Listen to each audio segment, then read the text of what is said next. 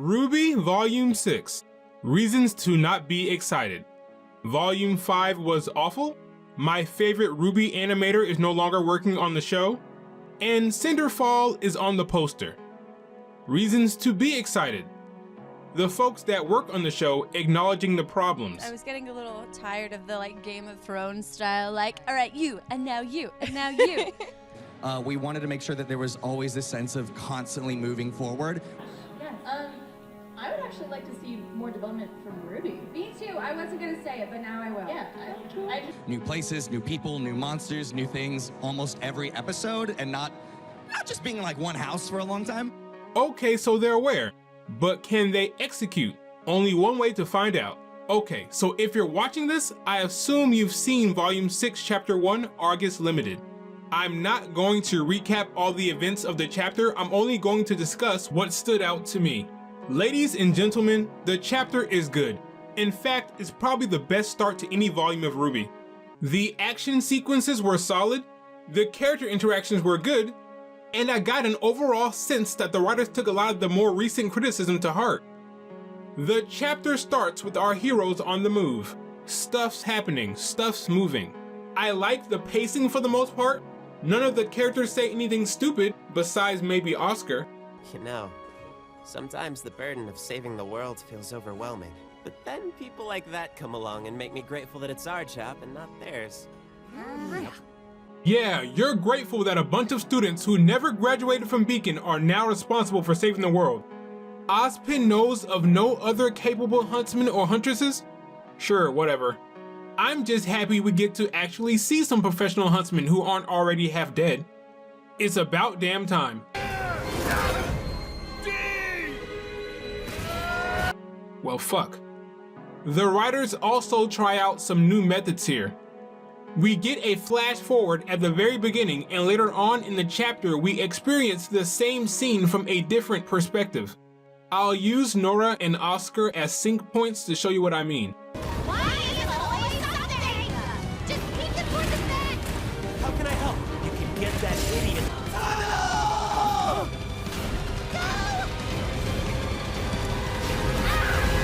I like that they're trying new things, that's a good sign. Okay, now let's talk about some of these characters, starting with Blake. At this point, most of you guys are aware of how I feel about this character, but I came into this volume with fresh eyes. The menagerie arc is over and I want to get back to liking her. Guys, I have to say that I really enjoyed her in this chapter. I liked her talk with Ilya and Sun, the kiss was a nice touch, and I really appreciate that she still feels guilty about what happened to Yang. Here, let me help you with that. Blake, you don't have to do that. I don't know what you're talking about. I'm glad they didn't skip over that. So overall, I was feeling good about Blake. Then they went and did this.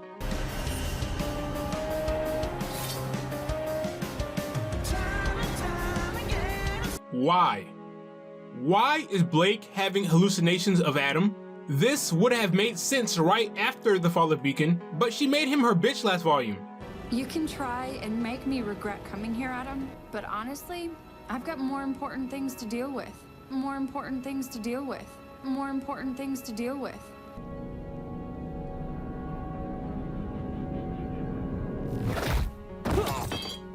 I mean, I get the callback to the Black trailer, but she should be past this. I honestly don't care about the Adam subplot at all. You know who should have been having visions of Adam? I don't know, maybe the girl who was having nightmares about him.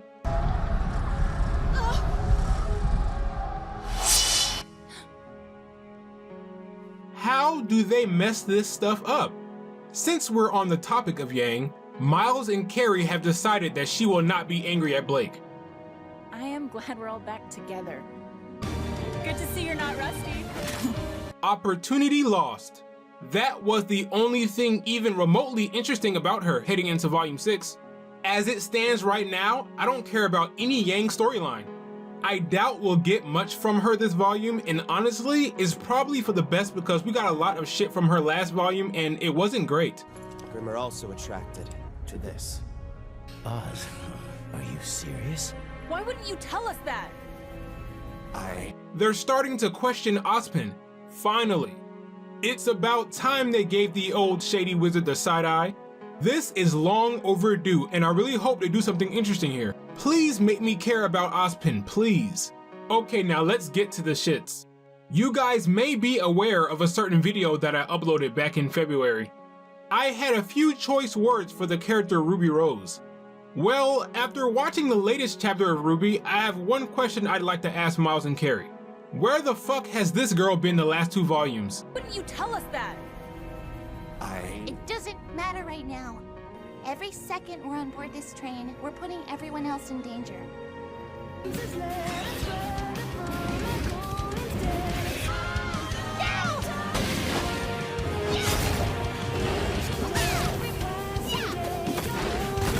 This is the RWBY I've been wanting to see.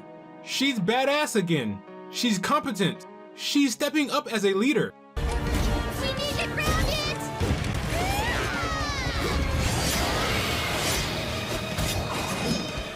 She's relevant.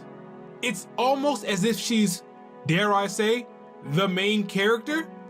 I think RWBY Rose fans are really going to enjoy this volume because it appears that Miss Rose is being placed back in the forefront. The intro is not subtle. The old wench is a silver-eyed warrior, so we have that to look forward to. It will be interesting to see how RWBY develops in that regard. Maybe she'll say the word silver this volume. Yeah, she hasn't said that word the entire series. Unbelievable. Hopefully the old hag will teach her how to use those eyes because soon Crow won't be around.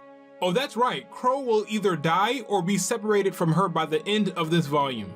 It's clear to me, and it wasn't this shot from the intro that gave it away. It was this moment. Those had been doing your job instead of shaking down passengers. Maybe we wouldn't be in this. Please just shut off the turrets. Fine. Crow, they don't need you anymore. Crow has gotten enough screen time over the last 2 volumes. It's time to move on from him, send him away or kill him off. That's all I got for this video, guys. Again, this was a good chapter and a solid start to the volume.